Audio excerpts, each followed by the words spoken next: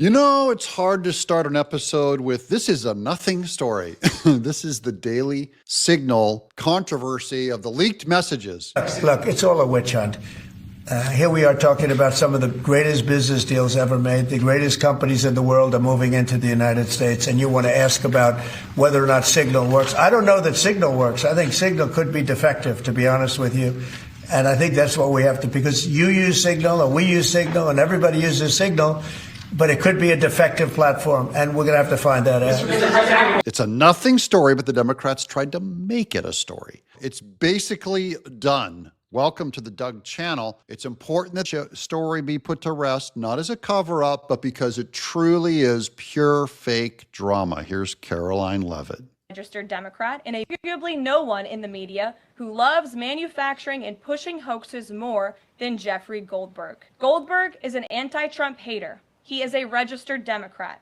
Goldberg's wife is also a registered Democrat and a big Democrat donor who used to work under who?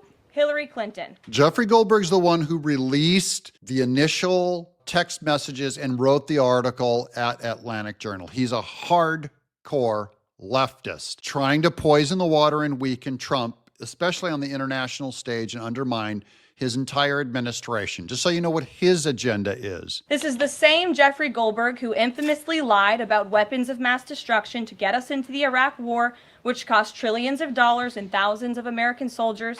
And how else has Goldberg discredited himself?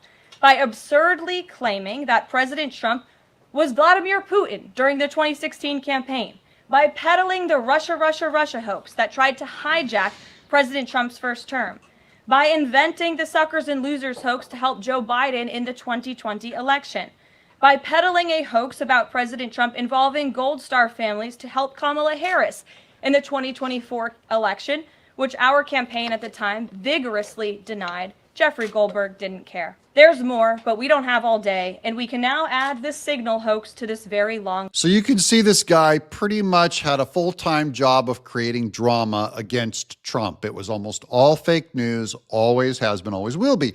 But that's just his past. It doesn't mean the Signal story that he just came up with is also fake. We have a little more backfill on that from one of the victims, which is Jeffrey Goldberg. When he released those items, it was Mike Waltz was one of the guys on that text message, and here he is on Jesse Waters. Waltz says he may have been catfished. Have you ever had somebody's contact that shows their name, and then you have somebody else's number there? I never make those mistakes. Right? You got somebody else's number on someone else's contact. So of course I didn't see this loser in the group. It looked like someone else. Now, whether he did it deliberately or it happened in some other technical mean is something we're trying to figure out. So, for instance, Waltz could have faked his name to be something else, right? It would be like, I'm Doug TeNapel, and I say, and I want to be added to your contacts.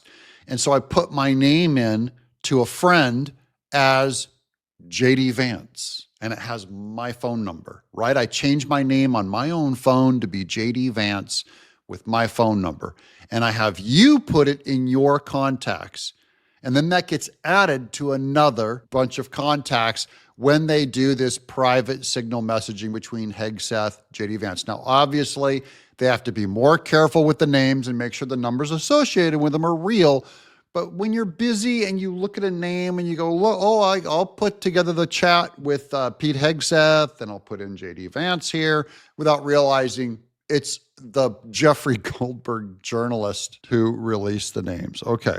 Just like Goldberg will sometimes send out fake names with a contact with their cells to deceive politicians. Wall says Elon and Big Balls are on the case. This wouldn't surprise me if Goldberg sneaked his way in. He's the lowest of the low.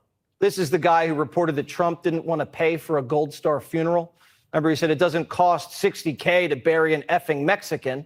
Total lie. Goldberg's the guy who said that Trump called American soldiers suckers and losers. Lie. This guy's fine people, P-tape, can't trust him. Goldberg held this bombshell for a week and then dropped it the night before half the group chat was set up to testify on Capitol Hill. Okay, so that's his political agenda. It's all come out now, as pretty much needs to be put to rest. Trump's not doing anything, By the way, there's leftist media and, like I said, Beltway Republicans, like all the guys at Commentary Magazine going, and the National Review editors going, will heads roll, will heads roll. You know whose heads need to roll? The ones that are asking for Mike Waltz's head to roll. When are these journalists' heads going to roll for falling for this sucker fake news by The Atlantic over and over again?